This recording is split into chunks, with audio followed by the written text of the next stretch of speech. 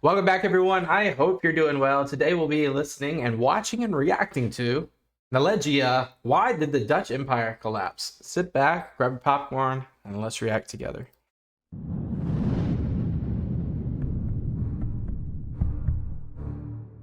The territories that would later form the Dutch Republic began as a loose federation known as the 17 Provinces, which Charles V, Holy Roman Emperor, also named Charles I of Spain, inherited and brought under his direct rule in 1543.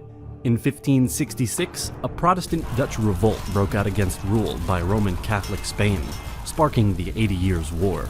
During and after this conflict, the Dutch will focus on creating colonies and trading posts around the world. I've already made a video about their start and how they shaped the history of the world. You can check that out. But how did their colonial empire collapse? We will find this answer in this video. Today's episode is brought to you by our sponsor, Throne, which you can have some fun battle, build your own, and you web browser, and you a good time is right. In Europe, trade was more and more important since the exploration era started. Ports and coastal cities were vital for economy and for cash flow. One of Europe's most important commercial cities was Amsterdam. The city became a true center for trading, shipping, and commerce. Efficient access to capital enabled the Dutch in the 1580s to extend their trade routes beyond northern Europe to new markets in the Mediterranean and the Levant. At the end of the 16th century, their ships started to trade with the new discovered lands. Brazil, Dutch Gold Coast of Africa, and Asian islands were important commercial targets. And like he's saying, it is just so cool that and it's not just, the Dutch Republic right here. We see similar things happening, and you can follow the trail of people that do this in the colonial ways. You can see Greece doing it. You can see a little bit after that, or a lot after that, you can see the Venetians doing it. Pre-Greece, you can see the Phoenicians doing it, that leads to Carthage. So this is a very much copied and paste way of just making more money and spreading more influence. This brought the Dutch into direct competition with Portugal, which had dominated these trade routes for several decades and had established colonial outposts on the coasts of Brazil, Africa, and the Indian Ocean. From this time, the Dutch started to have small colonies, plantations, and trade posts around the world, in North and South America, in Africa and Asia. The Spanish-Dutch War was for the Dutch part of their struggle for independence during the 80 Years' War. Because there was a union called the Iberian Union between Portugal and Spain, the enemies of Spain became the enemies of Portugal too. The Dutch attacked their colonies, especially the important trade network around Asian islands, India, Africa, and South America. By doing so, the Dutch became a colonial nation. In the summer of 1629, the Dutch had a newfound interest in rich sugar plantations, so they wanted to obtain the Brazilian state of Pernambuco, the largest and richest sugar production area. The Dutch sent a fleet of 65 ships. That's a fleet right there. They managed to get it, and the Dutch Brazil was also known as New Holland, and it was the northern Everything's new this, new that. It's so funny. Portion of the Portuguese colony of Brazil, ruled by the Dutch during the Dutch colonization of the Americas between 1630 and 1654. In 1640, John the Duke of Braganza declared Portuguese independence from Spain. Brazil was originally and had remained a Portuguese colony. Some major uprising of Portuguese planters in June 1645. The Portuguese planters around Pernambuco had never fully accepted Dutch rule due to their different culture, language, and some taxes, and by doing so, the Dutch rule was abolished. Dutch provinces supported a larger expedition to reconquer Brazil, but was defeated by Portugal in the First and Second Battle of Guararapes. The Dutch finally lost control of Recife on January 28, 1654, leaving to the Portuguese their colony of Brazil and putting to an end this new Netherlands. In the next years, a Portuguese expedition had been sent from recaptured Brazil. I just want to pause real quick. We'll go back and listen to this, but just seeing this map one more time, it's just such an interesting thing to think about. The Iberian Peninsula itself, Spain and Portugal. Those two countries, which of course used to be one, basically conquered the entire South American continent, as well as the Central American continent, single-handedly. It's crazy. Netherlands. In the next years, a Portuguese expedition had been sent from recaptured Brazil to conquer the taken colonies in Africa across the Atlantic Ocean. The Slave trade. Dutch were expelled from Angola by 1648. This was about their loss in South America, more to the north. The Dutch managed to create a colony at the start of the 17th century in today's territory of the New York State. The West India Company created a settlement, established by the Company of New Netherland at Albany on the Hudson River. As the Portuguese, the Dutch focused a lot on trade, and they had been sending ships regularly to the Hudson River to trade fur. To protect their trade from French or English, a fortified town was founded in 1625 called New Amsterdam. In 1651, the Parliament of England... Is New Amsterdam... Is this Manhattan?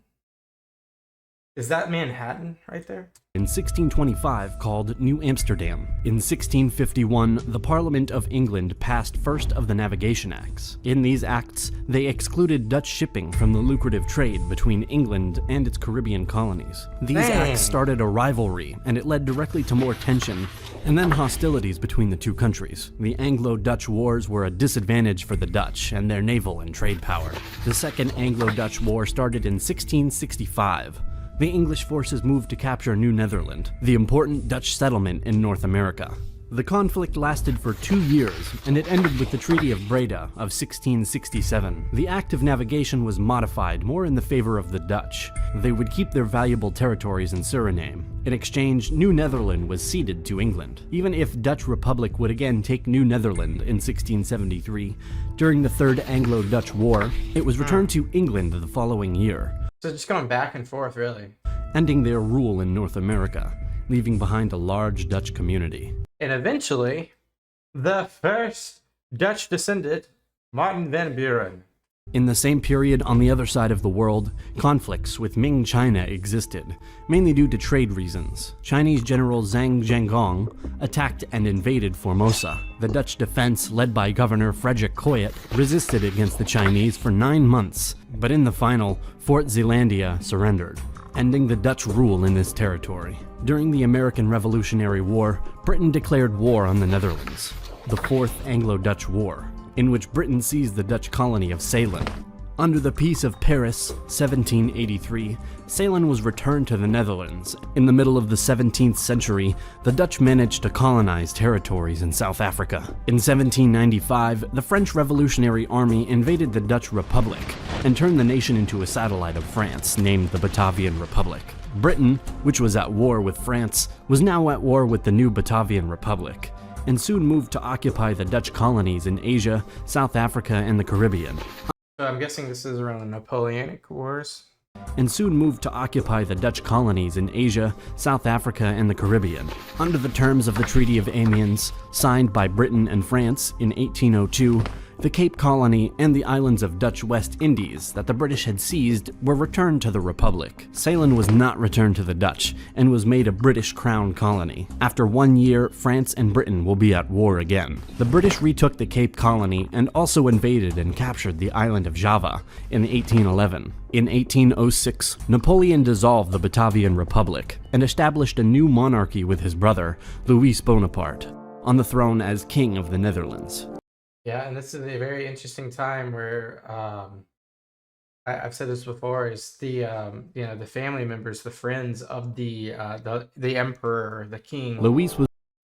The emperor, the king, they get first dibs at these these placements, and Louis Bonaparte takes the Netherlands. Was removed from power by Napoleon in 1810 as King of the Netherlands. Louis was There's such a short stint too, 4 years, like a presidency. Removed from power by Napoleon in 1810, and the country was ruled directly from France until its liberation in 1813. The Napoleonic Wars created big losses for the Dutch. Being under the French rule in one way or another, some of their colonies were conquered. The Anglo-Dutch Treaty of 1814 will ratify that. Britain will get Cape Colony, Guyana, and Sri Lanka. Anglo-Dutch rivalry in Southeast Asia continued over the port of Singapore, which had been ceded to the British East India Company in 1819. I mean, the British just have such a formidable navy. That's why I can say that is probably the underscored reasonality of the fall of the Dutch Empire. It is 100% two things: resourcing and naval power. And the British crown, they have that. By the Sultan of Johor. The Dutch claimed that a treaty signed with the Sultan's predecessor the year earlier had granted them control of the region. Again, tensions existed, and another Anglo-Dutch treaty was made in 1824. In this one, the Netherlands ceded Malacca and their bases in India to the British, and recognized the British claim to Singapore. In return, the British agreed not to sign the treaties with rulers in the islands south of the Straits of Singapore. After this treaty, in this part of the world, the islands were divided into two spheres of influence, a British one and a Dutch one. Netherlands will expand their possessions in East Indies, especially deep in their mainland, not only on the coast, having control of what is now Indonesia. In 1942, the Empire of Japan invaded the Netherlands' East Indies, a territory rich in resources, vital for Japan at the time. The Japanese occupation of Indonesia during World War II encouraged the independence movement here. 2 days after the Japanese surrender in August 1945,